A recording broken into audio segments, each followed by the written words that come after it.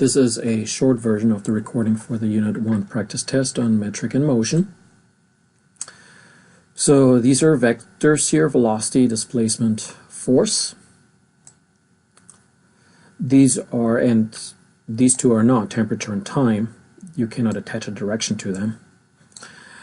Again, temperature and time, you cannot attach a direction to them, which is why they're called scalars. The same with mass. Acceleration and velocity, on the other hand, are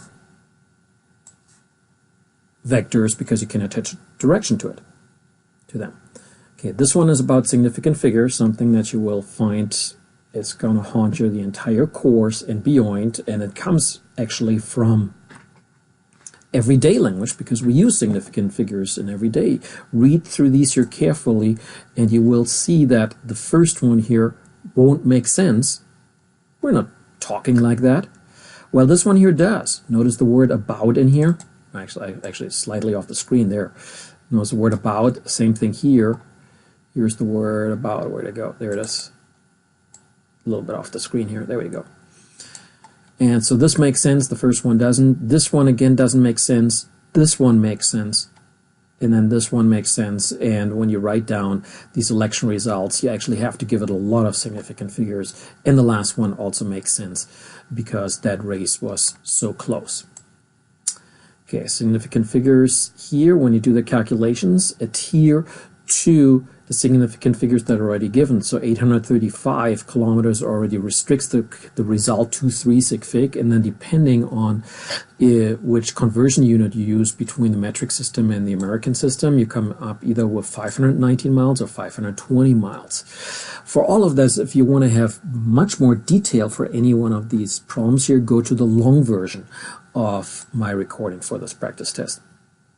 Okay, this one here is a dead giveaway, 2 significant figures all the way through, so this here must be the answer to that one. Same thing here, 2 significant figures. We assume that the 6,400 kilometers here is actually a rounded number to 2 sig fig. We're not, unless otherwise noticed, these 2 zeros here are simply placeholders. The zeros, by the way, are actually the ones that get us in trouble, unfortunately. So the result here comes out to 2 significant figures. And here is an example for the zeros. So it's 2 significant figures because otherwise I wouldn't write it like this. I'm saying, hey, this is that accurate. So 2.0, which means 2 significant figures all the way through here. Even though these 2 numbers here, 2000 and 2000, they are kind of the ambiguous cases, but from the context we know that this actually is 2 significant figures, the 2 and the 0 here, while the other 2 zeros are placeholders. So when we convert, we're going to come up with 2 significant figures. The reason why you see 2 different answers here is because it depends on if you use the conversion to fluid ounces or to the weight unit, which is ounces. And here looks like 4 significant figures, and now it depends on which kind of pi you use, and you come up also with 2 possible answers depending on what the accuracy is that you are asked to use. This one here is 3 significant figures because otherwise the results wouldn't be listed that way, and notice it says they were measured that exact, so these exact dimensions, and so was the mass, 1,600 grams, and so the answer must be that accurate as well, 8.00 grams per cubic centimeter for the density. This one here is the Greek symbol rho, which stands for density. These are the base units. When you Google them, you will find these to be the 7 base units. There's one more right, if I'm able to scroll that correctly, there, right there. These 3 you will find the first 14 chapters, then the Kelvin and mole you will find in the next 4 chapters, the ampere, the last one, and the one that we don't touch on in this class is the candela, which is in optics. All other units that we come across, and there are many of them, are derived from these. So for example, the meters per second obviously is meters per second. The Newton, if you look at its original definition, it's kilograms, meters per second squared, and so on. These here are backwards, and I'm not asking that 1 meter equals 1 foot. It's not. It's just that match these corresponding units. So the corresponding one to the meter is the foot. The corresponding one to the Newton is the pound. Seconds, of course, is seconds. And the one that surprises you will be the kilogram is the slug. Look it up for the American system of measurement. The slug is the unit for mass. Which of these are correct? Well, figure it out. 1 meter is longer than 1 foot, 1 inch is longer than 1 centimeter, 1 mile is longer than 1 kilometer, 1 kilogram is more than 1 pound mass. When you convert from 1.7 million square kilometers to square miles, you would have to divide by 1.6 twice, and you come up with 660,000 square miles.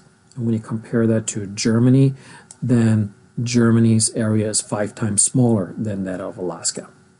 By the way, when you look at the Wikipedia for Germany, they list that in kilometers, so I was actually, and they must apparently list 6 significant figures, so I converted it to 6 significant figures. This one, read through this one here, it's a systematic error. Read through this one here, that's a random error.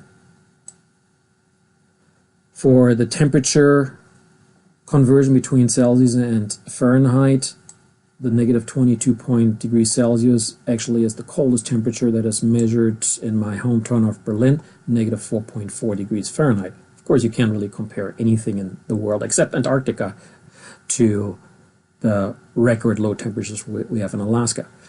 Sign on the highway says 2,500 feet. Well, that's approximately half a mile. So the highway sign could say that.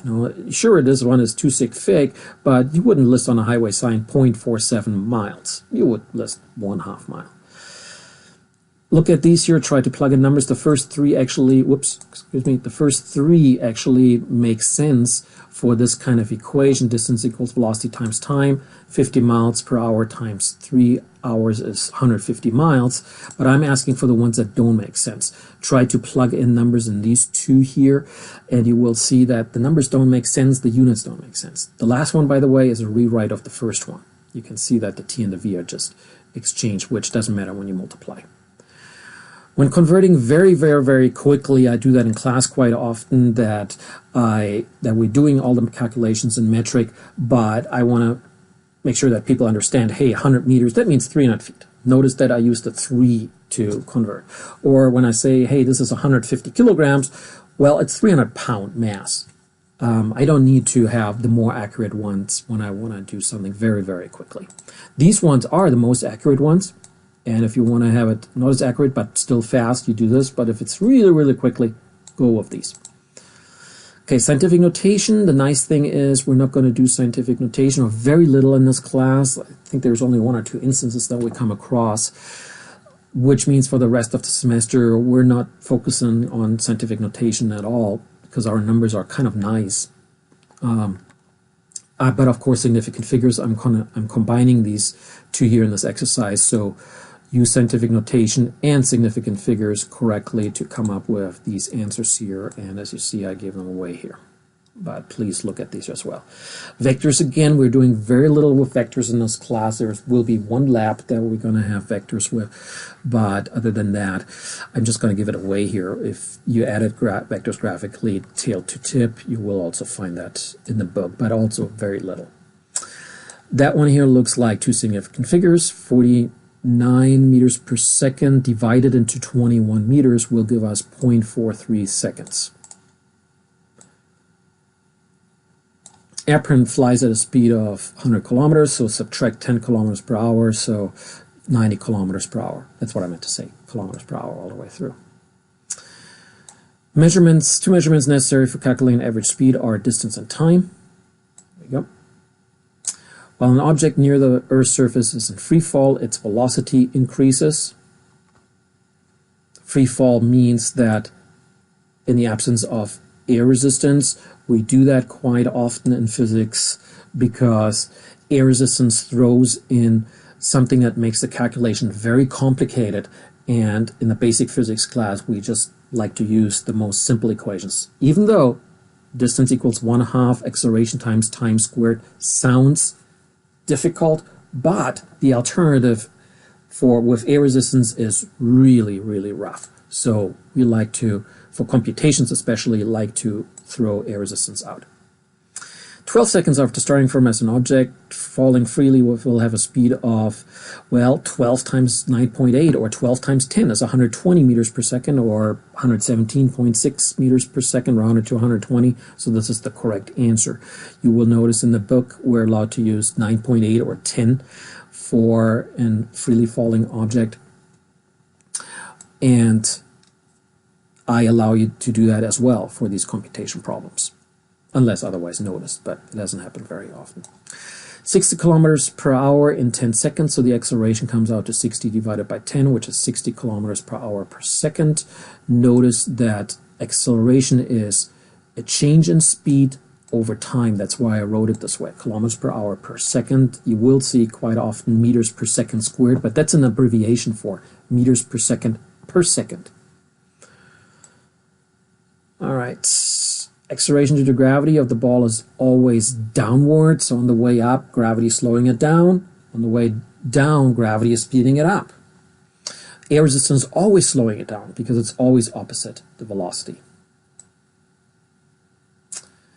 If you drop an object, it will accelerate downward at this in the absence of air resistance. If you instead throw it upwards, well, that's kind of like what the last one says. Its acceleration still is downward in the absence of air resistance. With air resistance, well, the numbers would change. Not gravity itself, but how it is affected would change. Car accelerates 2 meters per second squared, so 30 divided by 2 is 15 seconds.